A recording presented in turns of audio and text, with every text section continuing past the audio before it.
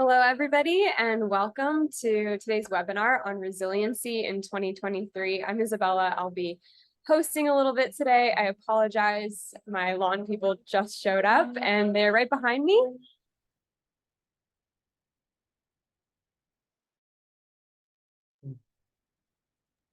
And we'll just give a moment to introduce yourselves in the chat today as we get started. We have a great presentation for you. Just a reminder that today is going to be recorded, and that has started, but we are going to be diving into the role of resilience for leaders in today's landscape, some tips for building a unified workforce, some of those challenging behaviors or just behaviors that we as teachers and educators may find a little bit more difficult or complicated. We'll talk about literacy gaps and then take some time at the end to do some Q&A. But before we get into that, we're just going to go over housekeeping again. Again, it's being recorded, but you will receive a copy of this recording tomorrow along with your slides. And today you will be receiving a certificate of attendance as well, and then any other resources that we discussed today. As always, we try to keep the chat box open so that we can interact with one another as much as possible. So feel free to keep that going. And then if you have a question that you want one of us or our panelists to answer, please use the chat, not the chat box, the Q&A box to submit your questions so that we definitely see them. And now I'm going to turn it over to our internal Teachstone experts. We have April and Sara today. And why don't you introduce yourselves? Hi, welcome everyone. My name is April Ashley. I am a class specialist here with Teachstone, and I'm looking forward to engaging and having this time with you on this afternoon. And I'm Sara Diamond, a partnership director here at Teachstone. And like April, I am super glad to be spending this time with all of you and super excited to have this conversation together. All right, so we have another question for you. I see lots of people introducing themselves in the chat, so thank you for taking the time to do that. And we have another question for you about what is top of mind for you this school year. And we'd like to see if you can answer that by scanning the QR code or going to menti.com and typing in the code that you see displayed on the screen. So we'll give you a moment to scan or to locate the website. And the question you'll be answering is, what is top of mind for you this school year? Yeah, we look forward to seeing your responses.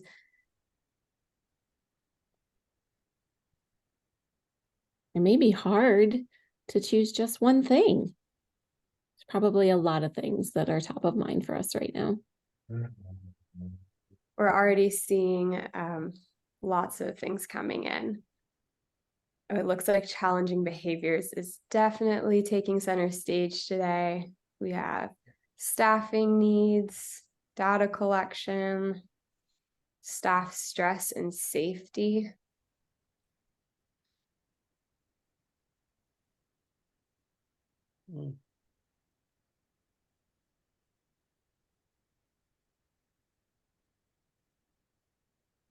Oh, great.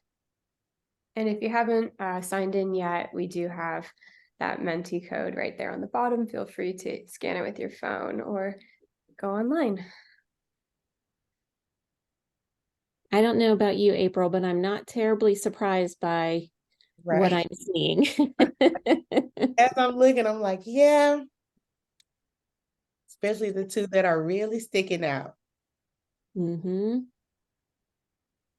Staffing, challenging behaviors, staff shortages, untrained teachers, mental health. All really critical. Staff stress, safety.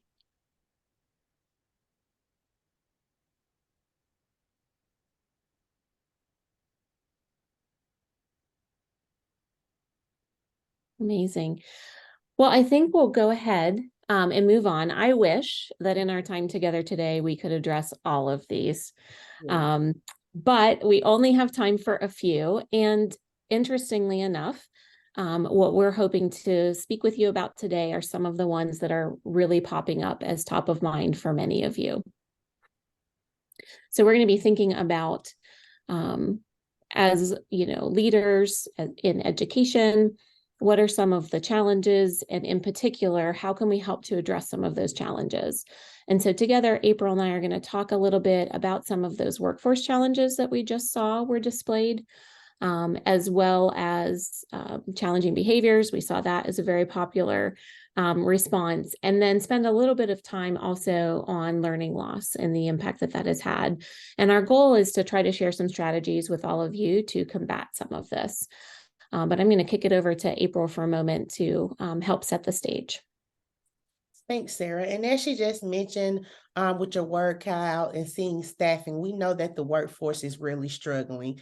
Of course, having trouble with recruiting, just basically, retaining teachers who are qualified, and also trying to keep those qualified teachers also. So we know it has been a very hard time trying to, bounce back, especially from the initial drop, when the pandemic first hit around April 2020. Although this is one of the major causes, can we guess in the chat box what may be the other cause of maybe some of that trouble with keeping and retaining qualified staff? Let's see what we get from our chat. What are some other, or what is another reason why it may be hard that we are having a hard time retaining our staff? I'm seeing lack of support, long hours, burnout, seeing some consensus around pay, long hours. Okay. So I did see for the majority burnout and pay. So now we will look at this podcast as Dr. Frida talks about impacting the classroom. And then we can look at, why this may be, or what is some of those impacts that are happening in the classroom also.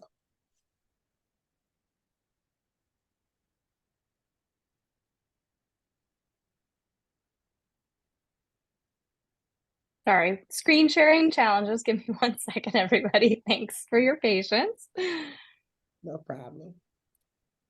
Oh. All right, here we go. Let me know if you can hear. The pay. That's something that's, a hot topic. It's the elephant in the room, but I'm going to speak on it. The pay is not what it needs to be. No. And so you want me to go in a room and, subject myself to possible danger, to possible life-threatening conditions, and then I'm getting paid minimally. And so, again, it's just more exacerbation, pouring salt on a wound that was already there. People were tired, the burnout. These are high stressful positions. And so we've got to do more to try to make a positive influence in education so that we can see a better spin. The pay, that's something that's,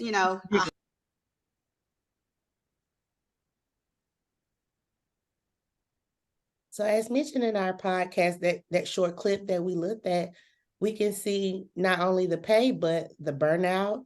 I think I seen it popped up on the chat, the expectations of teachers now that's also playing, having that critical part, or they're having that impact in the classroom also.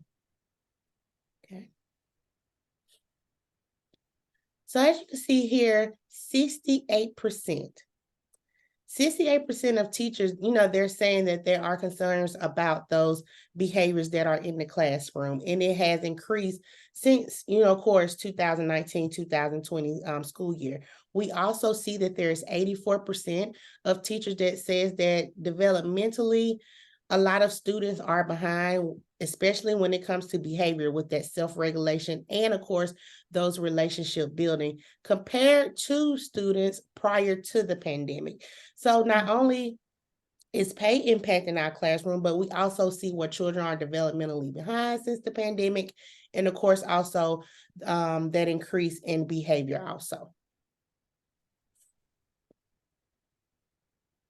Okay. So as we see here, there has been some of that increase in those disruptive behaviors, and educators, they do feel like that, of course, they are being challenged, but not only with behaviors is there a challenge, but also historically, there has been research done that there are low reading and math scores. As you do look at your map that is on the screen, you can see where the districts that are coded in green, they either had gains, maybe no type of losses, and maybe one subject when compared to their nearby districts. The districts that are in your green, they're typically smaller in population, and of course, they have few students who actually receive that free and reduced lunch also. As we pay attention to the points that are in the yellow, these districts had some of that learning loss, whether it was in reading and or math compared to their nearby districts. And in these districts also, they did have kind of a variety more of populated kids who were receiving that free reduced price lunch also. But as we can see in the red, there has been districts that have dramatic learning losses in reading and or math compared to their neighboring districts or the other districts that are surrounding them. Typically districts that do have a higher population of students who are receiving that free or reduced price lunching. So we can see not only are educators dealing with disruptive behaviors, we're also dealing with seeing low testing scores in math and reading. Wow. I feel like that's a lot. Yes. It's, we don't always start our time together off with focusing immediately right on the challenges. But that's what we've spent the first few minutes doing, just acknowledging that there are a lot of challenges out there. And we wanted to be able to recognize that all of you are living these things every day, day in and day out. And we know it's a lot. So we want to just give you an opportunity, take a deep breath. Hopefully, maybe some of you need more than one, but a deep cleansing breath, and know that we're going to dive in to these challenges a bit today. We really want to, ensure that we're spending some time encouraging you and helping you to recognize that we certainly do not have all the answers, and we cannot fix all of these things all at once. But we do know that we can take things a step at a time. And there are some ways that you can be investing in yourselves as leaders and investing in your teams as well. So before we go too much further, we want to just acknowledge there's pressures, there's the pay struggles, there's the burnout, all of the things that you've identified. And yet there are some things we can do to help build resilience. And as April and I were preparing for this time together, I was reminded of an article that I'd read a while back. This was in the Harvard Business Review, and it was talking about the difference between successful and unsuccessful people based on a description of their ability to bounce back from setbacks, right? So those who were successful were more resilient. They were able to handle the challenges that were coming their way. And those that were unsuccessful were less resilient. But the point of the article was that resilience is not just an individual characteristic that we have. It's actually heavily enabled by strong support networks, by relationships. And it was really interesting. I wanted to just read a few lines from the article for you, because I thought that this description was really helpful for us in going into this conversation today. So this is how it was describing these interactions in our support networks. These interactions can help us shift or push back on work demands and alter the magnitude of the challenge we're facing. They can help crystallize the meaningful purpose in what we're doing, or help us see a path forward to overcome a setback. These are the kinds of interactions that motivate us to persist. People in our support systems can provide empathy, help us laugh, bolster our resilience by shifting perspective, and reminding us that we're not alone in the fight. In short, resilience is not something we need to find deep down inside ourselves. We can actually become more resilient in the process of connecting with others in our most challenging times. And I just thought it was a great way for us, April. I know you're a former program administrator. I've been in the trenches as well. And sometimes it felt lonely and I felt isolated. And I didn't always feel like other people understood what I was going through. I think it's important today that we're all facing these challenges that have been identified. And it's important to remember that we're not alone. At Teachstone, we want to be a part of your support network. And we want you to recognize that you have the opportunity to not only strengthen your own network, but to also be a part of building resistance when you're someone else's network. So as we move into our conversation on workforce, we're going to focus in a little bit on interactions, relationships, and really think about how can we overcome some of these challenges that we've identified simply with a focus on interactions. So as most of you know, the class tool captures the quality of interactions by observing interactions between educators and children, as well as among children. And there's a concept of applying a class lens to interactions and to think about the way in which we can apply that in our relationships with children, but also a way in which we can apply that in our relationships with peers, with educators, with members of our team. And we often refer to this as parallel process. So the example that you're seeing here is an adult building a relationship with a child by engaging in social conversation. And similarly, coaches, administrators, trainers can all build relationships with educators by engaging in social conversation. And this is beneficial to everyone, right? It increases motivation to learn, higher comfort in their program, in their classroom, and more connectedness with others in their community. So this is one way that we can think about our interactions as leaders and sort of frame that using our knowledge of class. We have a couple more examples for you to just consider and reflect on that come one from each of our domains and related to a few dimensions of the tool. So when we think about emotional support, right, the opportunity that we have to create warm, supportive spaces and interactions with children, we can apply that as well in our role as leaders and as adults. So how are we creating this sense of belonging, agency, or this sense of control? And as I was thinking about that and sort of a real life example, I was reminded that when I worked in an early Head Start program, I had a teacher who was a recipient of a Teach grant. And she was really excited about this opportunity to get additional education. And she really knew all the ins and outs of the program and was very passionate about this. And we started to sort of lean on her when other people would express interest or come onto our team and wanted to know a little bit more about the Teach grant. She was the person they would go to and be able to talk about her experience and how to navigate the process.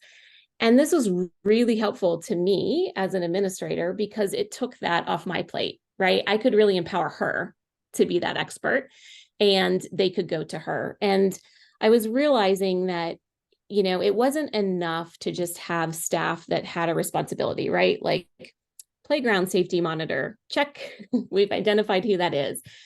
It was really much more about how I, as a leader, could fuel passion in my team, build on the strengths of my team members, and really value their contributions.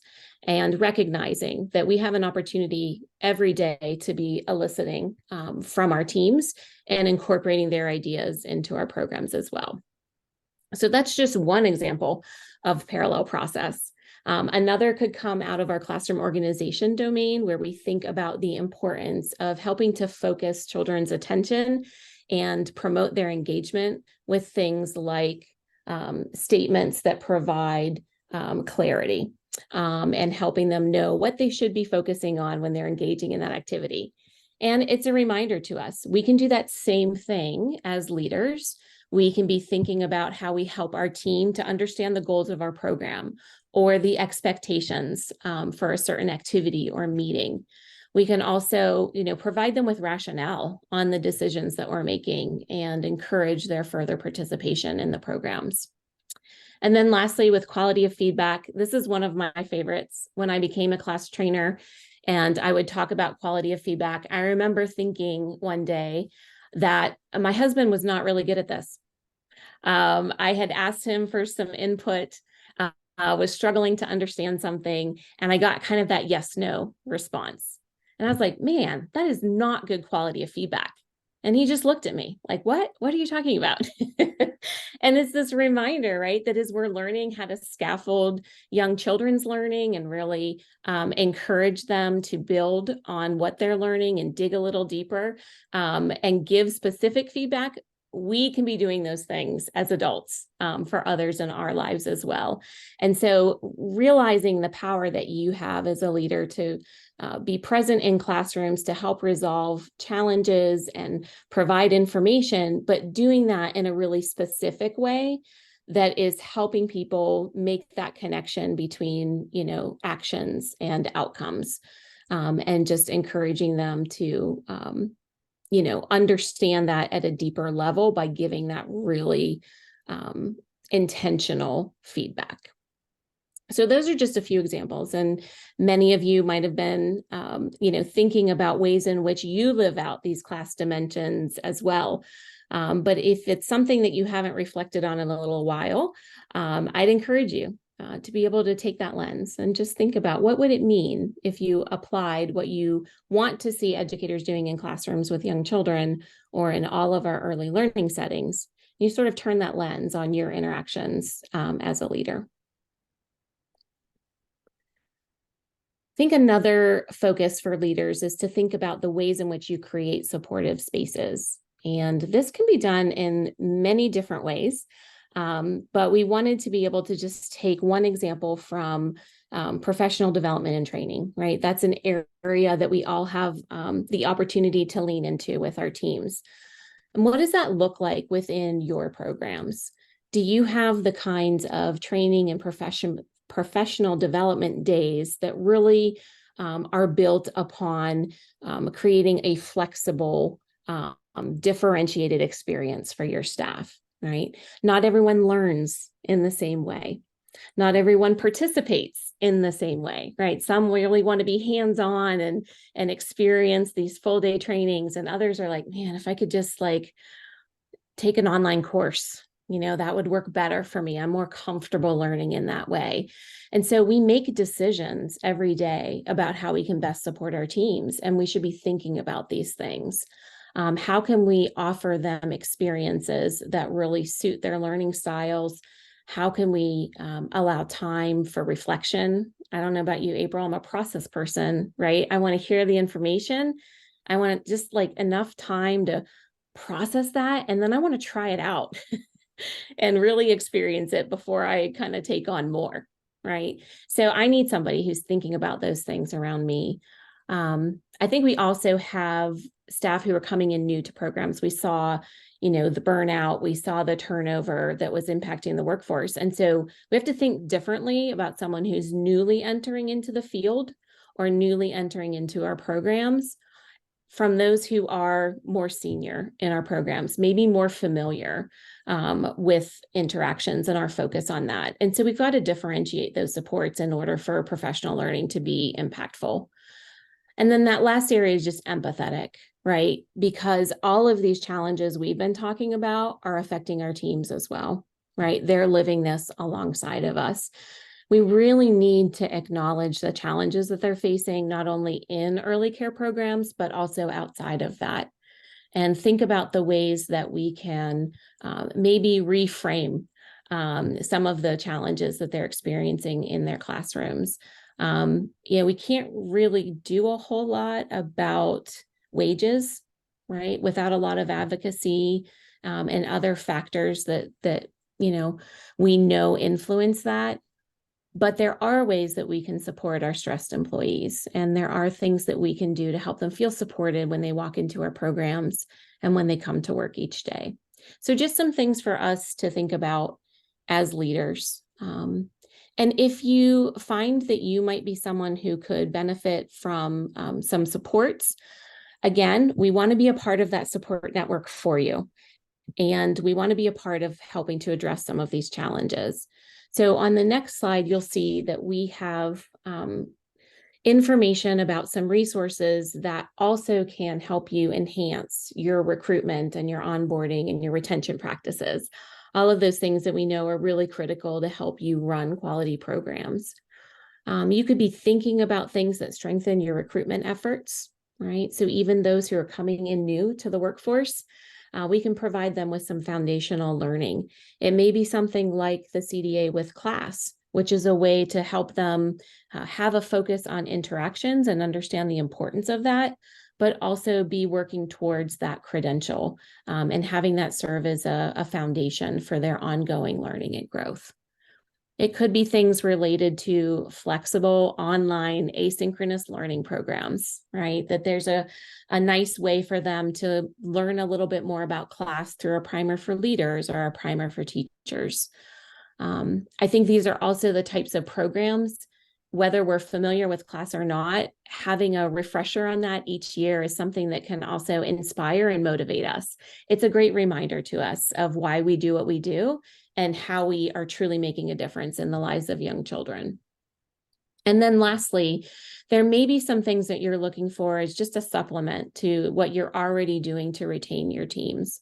But one of the things that we know through our experiences in the field is that our educators really benefit from having strategies at their fingertips, right? They need to know what to do in the moment.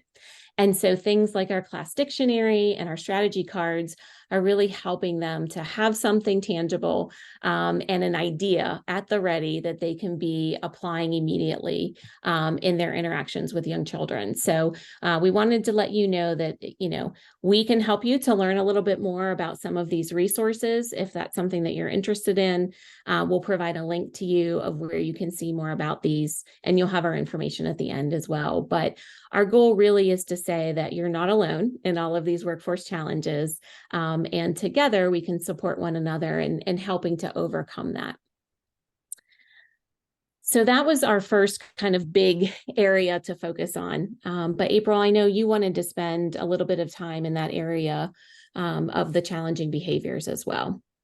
Yes, the hot topic, as I call it, with behavior. So I know we've talked about, the different challenges within the workforce. And of course, we have seen, and I know as you being leaders, you have seen firsthand the stressors from your teachers and probably from yourself by you having gone into the classroom to help also, how it's beginning to feel or have them feel overwhelmed and have them feel very drained at the end of each school day. So the secret that really overcoming this problem or concern, it all lies in those powerful, meaningful educator-child interactions and, of course, that effective classroom organization. So we will listen to just a snippet from a podcast about how to foster and create those strong connections and creating that structured environment that can give you also as a leader that resource to where you can go in to assist your teachers and help them with transforming some of those challenging behaviors and creating more opportunities for growth in the classroom.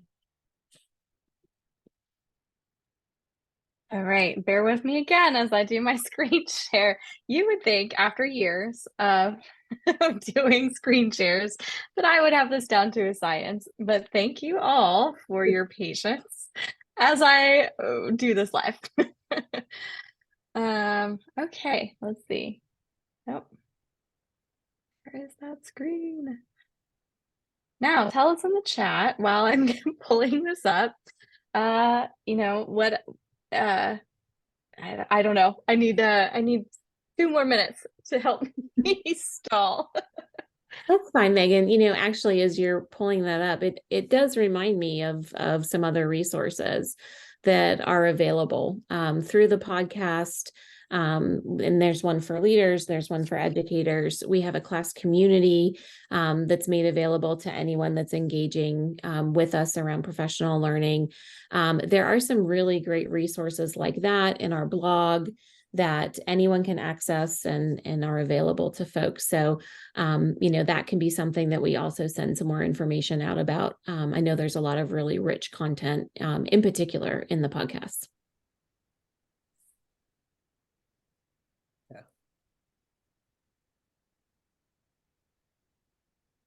I really started to reflect on my perspective and modifying it as more of not really challenging behaviors, but more of what is unsafe and safe, or healthy or unhealthy ways of reaching out to an adult, reaching out to a peer.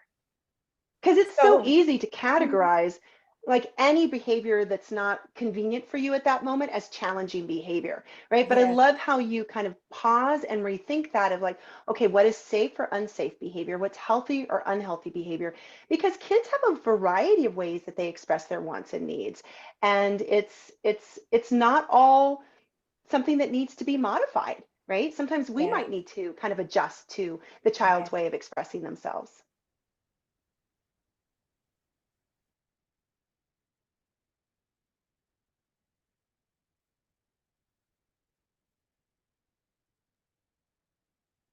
Wow, April, I think just that concept of reframing what, you know, we just instantly go to as a challenge or a challenging behavior. That's pretty powerful. And really thinking about what is that child trying to express through, of course, that desired behavior. So as we go to the next screen, we are going to focus on the 3 R's as we begin. I really As we begin to dig more into about looking at and focusing on those challenging behaviors. So first with relationships. We all know in early childhood realm of things that forming those relationships, of course, they're built over time.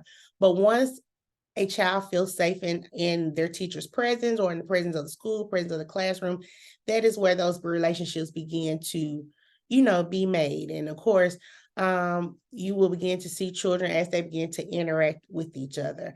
One thing coming from a leader's standpoint is making sure that students know that their presence is good and that they do have that positive or begin to form that bond or relationship with the teachers in the classroom. Also, relationships are very important because once again, once that child feels safe and feel like, oh, I'm safe here with my peers, I'm safe here with my educator, then they will begin to explore out a little more and build those positive relationships. Our next R that we will look at, of course, is responsiveness. When you all go into the classroom and you're helping out with behaviors, look at how your teachers are responding or how they are being aware of those children's social and their academic needs. Is this happening in a timely manner? Is this saying, oh, okay, I'm on my way in just a second. Children are looking for that secure base. They want someone that they can trust. They want someone who can come and help them. We want to make sure that, of course, responsive teachers are knowing that their students well enough to where it's like, oh, I can see where John may need help right now, or I can see where Anna may needs my help, but I can wait one more second before I go over to help Anna. So, just kind of giving those children that individualized support and, meeting them with their needs and also helping them to scaffold their learning. So, of course, the responsive teacher is also better at drawing those students, of course, into learning and also keeping them engaged also. And our last R that we will focus on is routines. Routines, consistent routines, making sure that they are very consistent. Children or students thrive off of that. either when I was working in Head Start and I would go into observe, or now I'm working with Teachstone and I would go into observe, you can tell when a routine has not been clearly consistent or clearly established. Just being honest, and Sara, you may have seen this before, but children, they'll tell. They will tell by facial expressions and different things like that. So we want to make sure that in those well-managed classrooms that students do, have those consistent routines. They clearly understand those behavior expectations that are, expected of them on a daily basis. And of course, like I said, as well as those classroom routines. When this began to happen, we can see that teachers begin to spend more of their time engaging the children or those students into those learning activities, and they are also spending less time dealing with any type of problem behaviors or challenging behaviors that may occur. Okay. And of course, some resources, that may be available or that to support that professional development and growth. With, of course, first relationships, we do have, of course, banking time. And banking time is a great one-day training that do allow participants to learn more about how they can learn different strategies to effectively begin to, of course, build and nurture those individual relationships with those children also.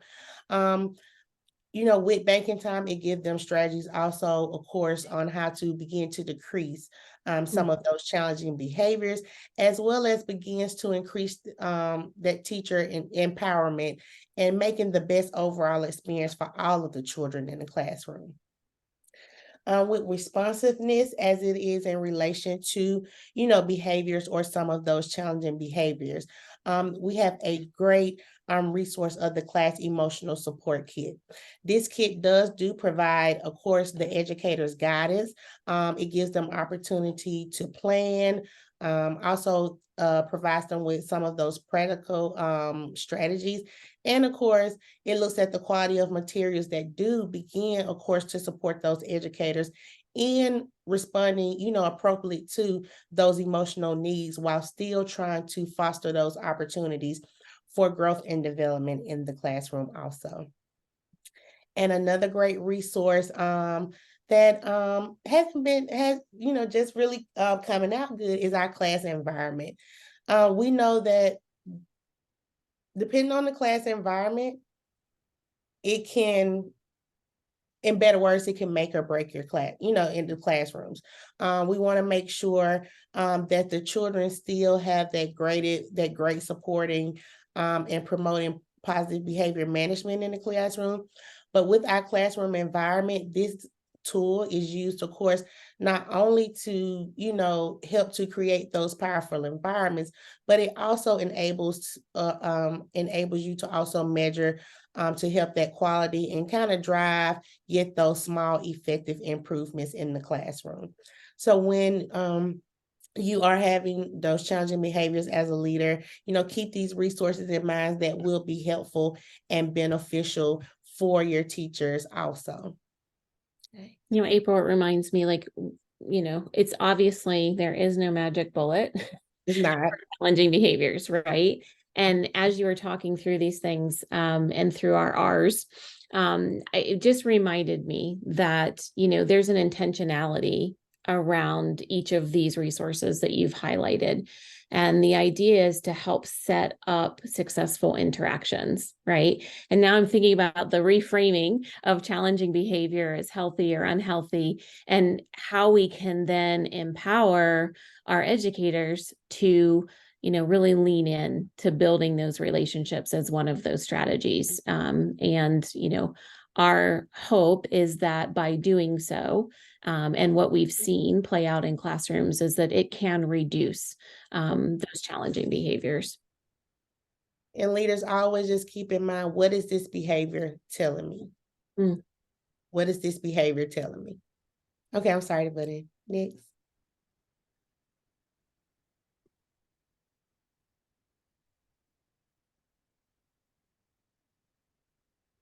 All right. So I just was reflecting on what is that behavior telling me. It's so true, right? It's the way in which children are communicating their needs with us. And another one of those needs that we see, obviously demonstrated by the map that we looked at when we started the webinar, are these learning gaps. That map in particular was pointing out the impact on math and literacy. But I know there are lots of different areas of learning that are impacted by things like the pandemic and just some of the trauma that children in early learning settings have really lived. April, I think it'd be great if we could, think through together how leaders can be supporting their staff and their teams to really combat some of those challenges in our classrooms.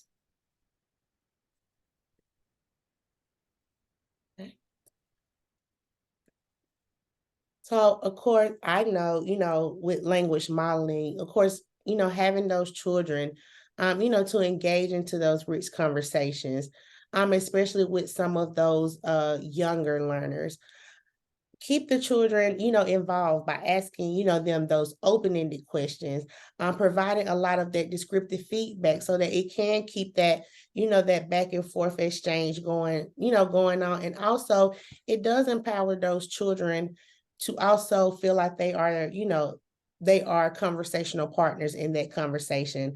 And also based off that response, those children are very actively listening to other children responses also. With language modeling, we do, have to where we can enhance that language development, especially when we begin to talk about those beginning letter sounds and introducing new vocabulary word and describing exactly what those vocabulary word means. And of course, also just that, that basic comprehension of that language development also. In story time, some of those focus strategies. One thing, and Sara, as I looked over this and I was like, oh, I forgot about that. When I was a teacher, I would always kind of, especially that first year of teaching, kind of struggle like, okay, what words do I want to introduce during story time? How can I make my story time more engaging? How can I enhance it? Of course, I would try to animate different sounds or different things like that. But I will also just make me a cheat sheet at the back of my teacher book to where I could only see. And I would go ahead and pre-read the story and pick out words that would focus more, on that language development. And of course, increasing with that with the use of that rich language. And I would just make a little cheat sheet on the back of the book, go ahead and make a little note of what the word I'm going to discuss and a new word that I'm going to introduce to them. And it became such a routine doing read aloud that my children would say, what new word are we going to learn today? Because they were so used to me introducing those new words in that story time. And just, of course, depending on the curriculum, you may read the story more than once. So they was really excited and engaged to learn more about those stories. Of course, like I said, using that expressive language and not expressive language, but engaging with those expressive voices, getting animated, getting the children involved into that story time, and also asking them questions as the story is being read also. That could play a major part in that also, because after the story is ended, the children, they're ready to go on to the next thing, but ask those questions that can increase that language modeling and of course, and keep that engagement into that storytelling also. And as we go to the next slide, as we look more into that literacy rich environment, as you can see here on your screen, you can have a diverse range of materials. A lot of times, we do walk in the classrooms and we see maybe like the same thing of language rich in the classroom. Encourage your teachers to swap things out every couple of months that will still enhance that language rich environment, but it's giving those children different things to see, and they can also bring on a lot of that discussion.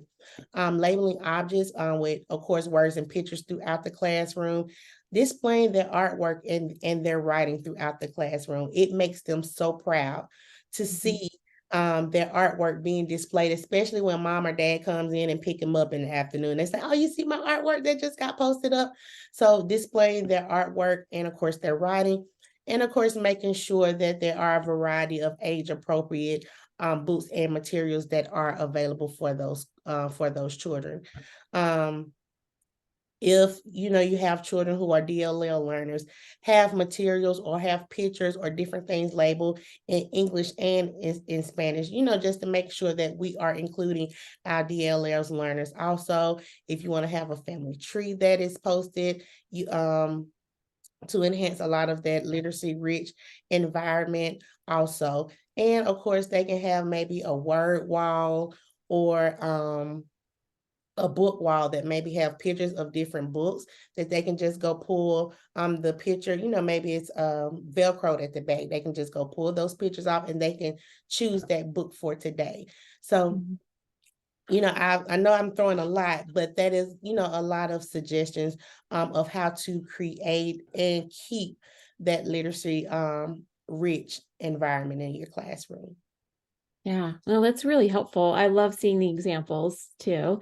And I think a lot of what struck me as you were talking was you were emphasizing the fact that educators who are able to do this within these early learning settings are honoring the children that are in their care, right? By incorporating their culture, by, ensuring the diversity of the materials in the way in which they label and the way in which they display artwork, right? And I just think that that's also so powerful, is that there's ways to support, social emotional skills, but you're focusing on literacy, Right. because there's a lot of overlap, and that also our educators can get children excited about and motivated to learn. Your example was really telling. Yeah, but it's also that there's evidence that these types of behaviors really do lead to gains for young children. So as we move to the next slide, we're highlighting a resource that we also can provide some additional information for all of you. But it's really helping to summarize what we see in classrooms related to children's outcomes with language and literacy. And so all of the pre-K class domains are related, right, to children's language and literacy outcomes. We just talked about helping children have a warm, supportive environment. And we know that that makes them feel safe and secure. And when they feel safe, they can attend to those learning concepts and to, the opportunities to learn those new words. And so what you see in this summary is that in classrooms with high levels of emotional support, the children demonstrated higher levels of the phonological awareness and print awareness. In classroom organization, which is really around, again, helping them focus their energy and their engagement throughout the activities in the classroom, we see that they can be more motivated, right? Have a more positive attitude towards what they're learning. And that children demonstrated more early writing skills, phonological awareness, listening comprehension, alphabet knowledge, and book knowledge when they were in classrooms that had higher levels of interactions in classroom organization. But what's interesting is that it also shows that instructional support might be the most important area of all, because this is the domain where teachers are helping children to develop those critical thinking skills, right? And language comprehension and problem solving, all of which are really important for their literacy development. When children were experiencing more effective levels of instructional support through those interactions, they were gaining skills such as letter word recognition, vocabulary, phonological awareness. So it's all important. All of our interactions are critical. But in particular, we saw those interactions around instructional support really supporting those early literacy skills. We also saw that children continue to benefit from supportive pre-K classrooms. So when they move from a supportive classroom in pre-K into K and then on into first grade, they were demonstrating better language and literacy skills in first grade and third grade. And, it's sort of like more years of better teaching, better exposure to those kinds of interactions resulted in stronger reading comprehension and literacy at the end of third grade. So that's exciting. And it's a reminder to us that, we can equip our teams with information and with strategies like you just covered, to recognize that, yes, there's been some learning loss and that's challenging, but there are some ways that we can help to combat that through intentional interactions.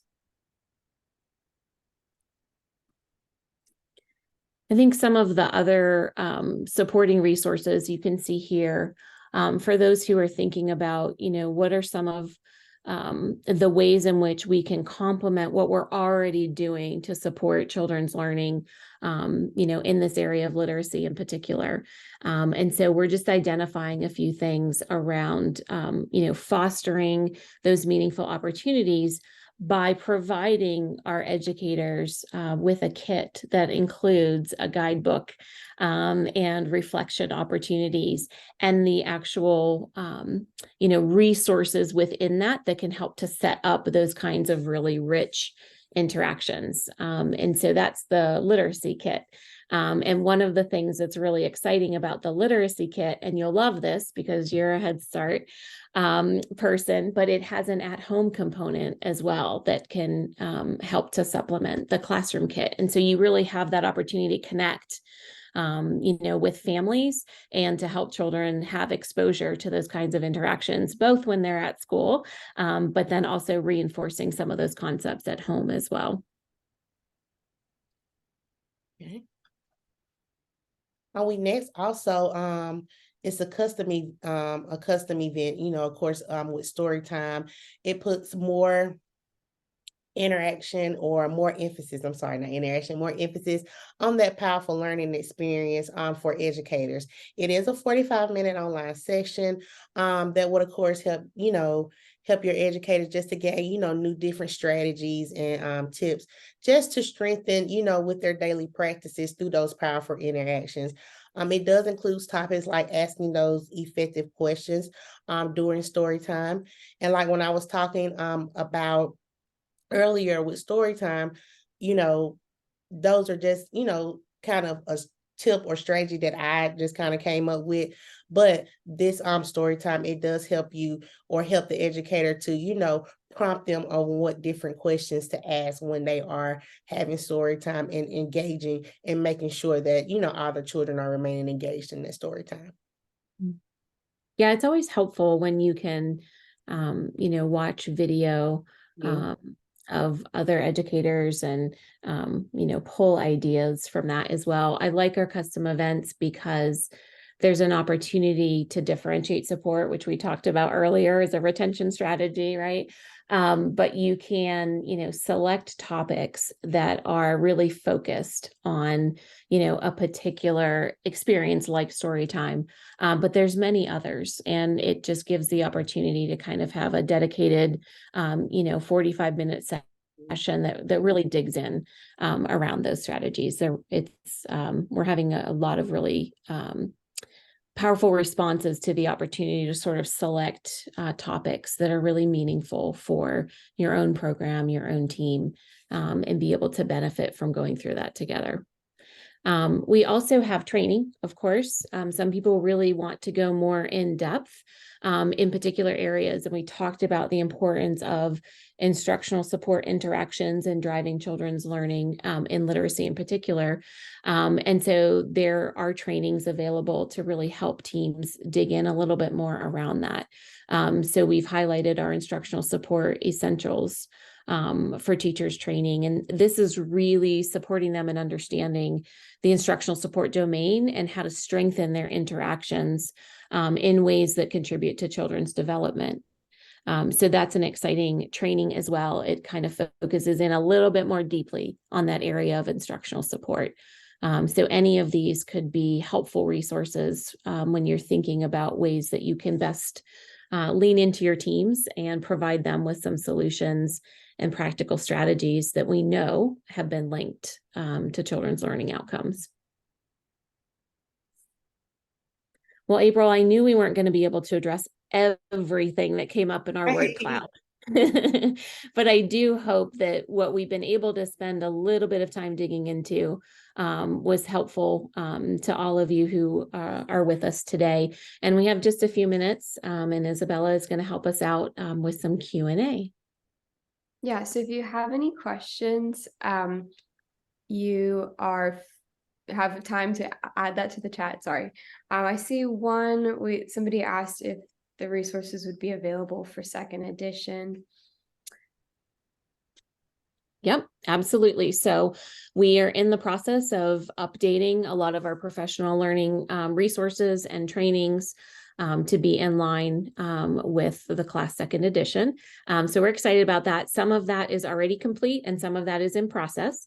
So it may be best for those of you who are wondering what's available to reach out to us and let us know specifically what types of resources you're looking for or which experiences you had with the class 2008 that you're hoping to replicate with the class second edition. And we're happy to make some recommendations in that way. We also had a question about the availability of these strategies in Spanish. So I know a lot of our products are available in Spanish, but perhaps you can speak more to which one specifically. Yeah. So we have a suite of resources. And we're happy to, point folks to where that is. And it highlights a lot of the materials that are available right now. Thank you, Megan, for putting that in the chat for us. So this is just a helpful site to bookmark. And this list does change over time. So know that as more things are available, we'll continue to add them. But we talked a little bit about the class primer for teachers. That is a training that is available in Spanish. A lot of our online experiences can be either English or Spanish. Banking time, which we highlighted a little bit earlier today as well, is available in Spanish. Things like videos are available in Spanish as well. So there's quite a list. And we're always excited to be able to add more to that. Yeah, thank you. Yeah, so definitely follow our blog in Spanish. And then as Sara said, bookmarking that tab, it's constantly being updated. We have time for a few more questions if you want it. We also have, Megan just dropped the link. We also have episodes of our podcast, Teaching with Class in Spanish. And that can be found on any podcast platform, but also at the link that she provided. So just look for Teaching with Class. And those episodes are about bite-sized, tips that teachers and educators can apply in the classroom quickly.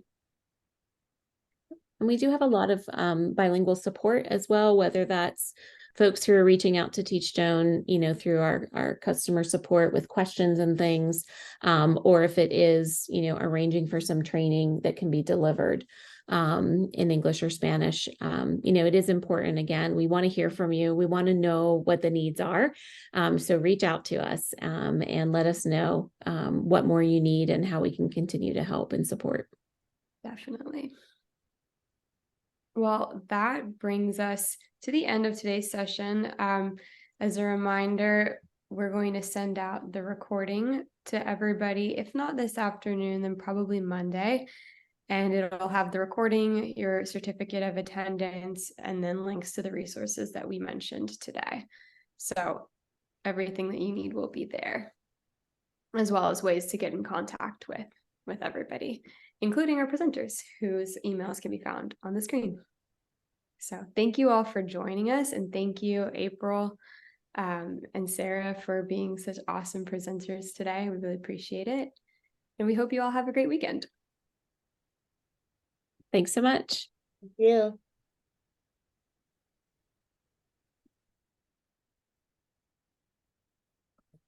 Why did I do that?